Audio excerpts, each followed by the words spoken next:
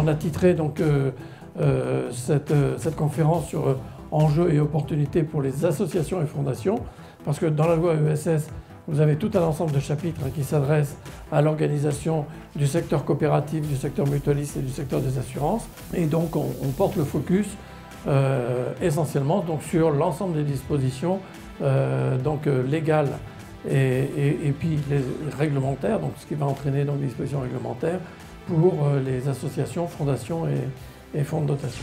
Il y a une loi sur l'économie sociale et solidaire qui a été sortie il y a peu de temps, qui va se décliner. Alors les lois c'est bien, mais que les acteurs se saisissent du cadre réglementaire législatif c'est mieux. Donc c'est un travail de pédagogie et puis de proximité que, avec la Caisse d'épargne, le Réseau national de l'économie sociale et solidaire et Initiative soutiennent aujourd'hui. Notre activité est ponctuée par l'évolution législative et réglementaire, puisque nous sommes très attentifs donc, à l'application de l'évolution des textes auprès donc, des associations et organismes pour lesquels donc, nous exerçons un mandat de commissaire aux comptes. La loi, à plusieurs reprises, n'apporte rien de très nouveau. Elle ne fait que confirmer et donner une dimension légale à des éléments qu'on connaissait ou qui étaient déjà pratiqués, qui ont été introduits dans la pratique de l'économie sociale et solidaire, bien souvent sous forme de circulaires ministériels, sous forme de décrets ou sous forme de notes des différents ministères. Et donc voulant redynamiser donc, le secteur, eh bien, la loi leur donne maintenant une force légale. Il nous semblait naturel de nous associer avec des partenaires traditionnels que sont Deloitte et les cabinets Deloitte et les cabinets Del Sol pour expliquer à nos clients toutes les arcanes de ce texte de loi qui est quand même un texte de loi cadre, donc extrêmement volumineux. La loi permettra ensuite à ces structures, dès lors qu'elles seront agréées, d'accéder à des financements spécifiques qui leur seront réservés ou d'accéder même à des marchés qui leur seront spécifiquement attribués.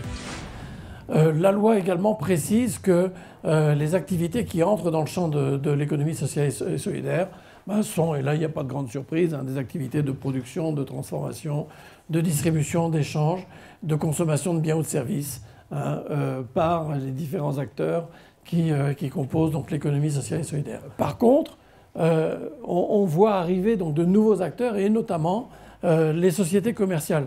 Alors moi j'ai un peu tendance à dire que la loi a inventé ici, parce que vous voyez que c'est des sociétés commerciales qui doivent respecter quelques conditions qui ne sont pas celles qu'on connaît habituellement dans l'économie de marché, dans l'économie concurrente, parce que c'est des sociétés qui doivent vivre et fonctionner comme des associations en fait. On a rejoint le concert de toutes les autres nations qui raisonnent en termes d'utilité sociale. Et je pense que c'est bien, ça ouvre le champ des possibles.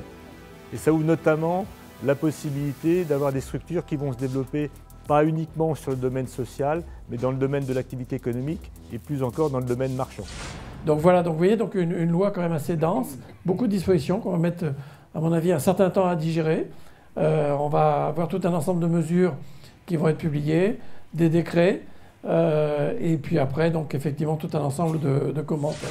Le tissu associatif est vraiment extrêmement important pour une ville, que ce soit Bourg-la-Reine ou toutes les autres villes, parce que c'est quand même une façon aussi pour nous, c'est une autre façon de démultiplier l'action.